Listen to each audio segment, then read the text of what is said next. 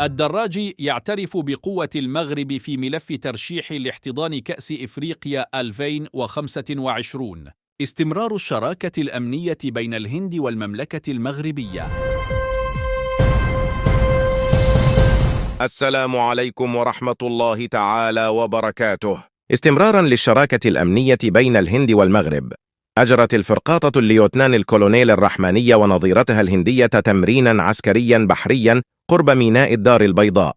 وحسب الموقع الرسمي لسفارة نيودلهي بالرباط، فإن التمرين العسكري جاء في إطار الشراكة البحرية MPX التي تجمع البلدين، والهادفة إلى تعزيز الأمن والتعاون البحري وبناء جسور الصداقة. وأورد المصدر ذاته أن الفرقاطتين شاركتا في جوانب مختلفة من العمليات البحرية، مثل التدريبات على الاتصالات والمناورات التكتيكية وعمليات الطيران، فضلا عن الممارسات الهادفة إلى التصدي للتهديدات المشتركة مع تطوير بناء القدرات وسط أعالي البحار. وأشارت السفارة الهندية إلى أن هذه التدريبات البحرية صقلت مهارات مواجهة التهديدات وعززت قابلية التشغيل البيني بين البحرية الملكية المغربية ونظيرتها الهندية، مع الالتزام على استكمال التعاون الأمني البحري في المستقبل. وفي العام الماضي أجرت فرقاطة الحسن الثاني مع نظيرتها الهندية طوركاش تمرينا بحريا ضمن برنامج MPX سالف الذكر، وذلك في إطار سعي البلدان معا إلى مواصلة تعزيز التعاون الدفاعي والأمني.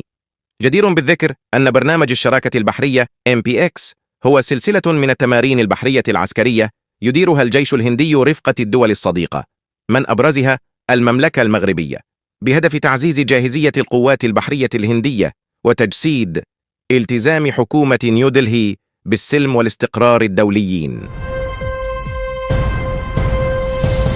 اعترف المعلق الرياضي الجزائري حفيظ دراجي بفوز المغرب بحق استضافة بطولة كأس أفريقيا 2025 عن جدارة واستحقاق، واتهم في الوقت نفسه الاتحاد الأفريقي لكرة القدم بمنع الجزائر من استضافة هذه البطولة.